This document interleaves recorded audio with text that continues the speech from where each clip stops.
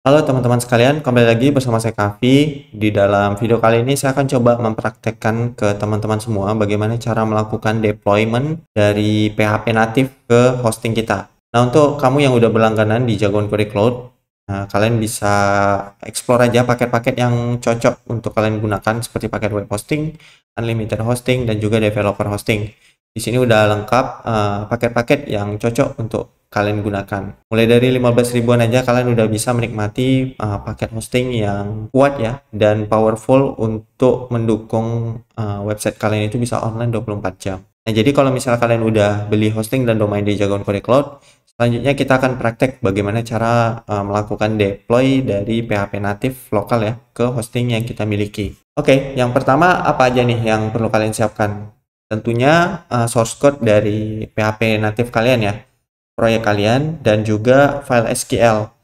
Nah, untuk kamu yang udah membuat sebuah website menggunakan base dari PHP natif, kalian udah tes di lokal itu udah kalian pastikan berjalan. Nah, apa aja yang perlu kalian butuhkan untuk mengonankan website kalian? Nah, yang pertama pastinya adalah hosting ya. Hosting adalah hal utama untuk penyimpanan online web kalian nantinya. Kemudian adalah domain. Nah, domain ini adalah fungsinya untuk seperti penamaan ya, penamaan dari alamat website kalian nantinya. Nah, jadi perlu kedua ini, dan juga yang ketiga adalah file proyek kalian. Nah, itu kalian siapin aja dulu, pastikan di lokal itu udah berjalan, dan juga terakhir ada SQL. Jadi ada 4 ya, ada hosting, ada domain, ada proyek PHP natif kalian, dan juga hasil ekspor SQL dari yang kalian miliki. Oke, di sini saya sudah menyiapkan sampel ya, sampel untuk PHP natif.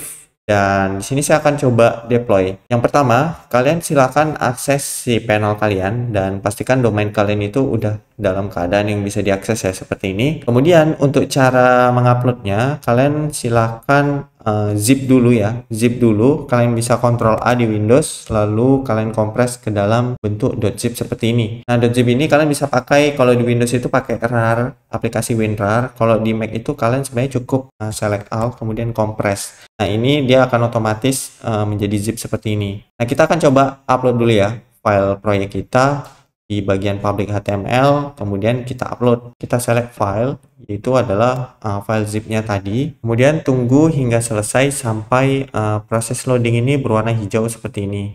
Kemudian kalian go back aja. Nah, ini kalian bisa ekstrak di bagian public HTML ya. Kalau misalnya kalian install di root domain atau di folder utama dari hosting kalian. Ini kalian bisa ekstrak. Oke, di sini udah ada hasil ekstraknya. Nah, ini saya mau pindahin dulu ya. Pindahin dulu. Oh iya, jangan lupa setting .filenya kalian aktifkan ya di bagian setting pojok kanan ini. Kemudian show hidden filenya kalian centang dulu supaya nggak ada file yang ketinggalan. Kemudian ini bisa kalian select all, kalian pindahkan ke directory public HTML seperti ini. Oke, kita kembali. Nah, untuk zip tadi dan juga folder yang udah tadi kalian ekstrak, ini kalian hapus saja karena udah nggak digunakan lagi ya teman-teman. Kemudian hal lain adalah kita coba dulu akses websitenya. Oke, di sini udah terhubung. Nah, di sini ada hal lain yang perlu kita perhatikan, yaitu adalah bagian database-nya yang belum kita upload. Nah, biasanya kalau misalnya kalian menggunakan PHP natif, itu nggak jauh dari kalau misalnya ada di config.php,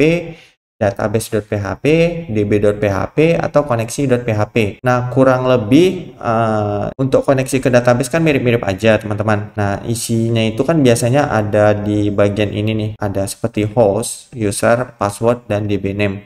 Nah, ini kalian sebenarnya bisa sesuaikan aja letak foldernya. Karena bisa jadi ada di folder config, bisa jadi ada di folder database. Nah, untuk penamaan filenya kurang lebih tadi seperti yang saya sebutkan. Bisa jadi ada di config, bisa jadi ada di koneksi PHP. Nah, itu tinggal disesuaikan aja. Yang penting kalian cari file tersebut ada mengatur kredensial dari database kalian. Pertama, kita harus upload dulu ya. Kita buat dulu sebuah database di cPanel kita. Kalian bisa search aja di cPanel, yaitu manage my database seperti ini. Kemudian kita akan buat database baru. Saya akan kasih nama DB aja. Kemudian jangan lupa juga untuk membuat sebuah user. Nah, user ini penting sekali. Dan untuk passwordnya ini kalian copy, jangan lupa di notepad. Dan kalian pastikan ke bagian konfigurasi dari database-nya, seperti ini. Kemudian kita create. Nah, ini juga kita copy ya. Saya buat nama username itu dan nama database-nya kan sama nih. Nah, kalian bisa attach dulu user itu agar bisa mengakses database yang udah kalian buat tadi. Nah, ini all privilege kalian centang, kemudian kalian simpan. Setelah itu, kalian akan melihat privilege user tersedia di sini. Artinya, user itu udah berhasil terhubung. Dan jangan lupa juga letak di bagian user dan juga database-nya disesuaikan dengan yang udah kalian buat tadi namanya. Penamaannya jangan sampai salah, kemudian kalian bisa save change. Oke, di sini konfigurasi database telah berhasil kita lakukan. Selanjutnya kita akan mengupload sebuah file SQL ya ke dalam hosting. Nah, kalian bisa search aja phpMyAdmin. Nah, kalian akan melihat database yang udah kalian buat tadi dalam keadaan kosong. Kalian tinggal impor aja, tekan import, kemudian upload file SQL yang udah kalian ekspor tadi seperti ini. Kalau udah, kalian tekan import, selesai. Nah, di sini udah berhasil ke import database kalian. Nah, selanjutnya kita akan coba login ya, apakah database-nya udah terhubung. Oke, di sini login udah sukses ya, artinya file saya itu udah terhubung ke dalam hosting kita. Oke, di sini saya sudah bisa login, artinya database kita itu tadi udah terhubung ya ke database hosting yang udah kita setting sebelumnya.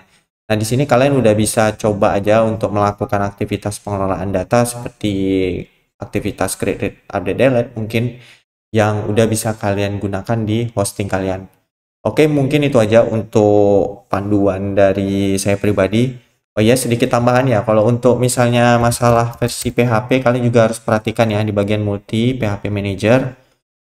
Nah, ini kalian sebenarnya harus sesuaikan dengan versi PHP yang kalian gunakan pada saat di lokal. Kalau misalnya kalian pakai 56, bisa pakai 56, atau bisa pakai di atasnya kalau misalnya kalian developnya itu pakai PHP terbaru. Nah, itu tinggal disesuaikan aja sih sebenarnya di sini. Kemudian kalian apply. Biasanya itu udah otomatis kalau misalnya ada masalah PHP di hosting kalian.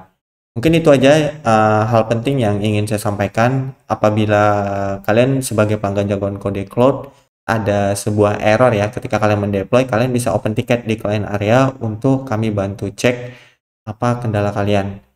Nah, untuk itu bagi kamu yang berlangganan di jagoan kode cloud, kamu memiliki fasilitas dukungan atau support 24 jam yang bisa kamu ajukan via tiket. Mungkin itu aja yang dapat saya sampaikan. Semoga video ini bisa bermanfaat dan silakan dicoba di perangkat kalian masing-masing.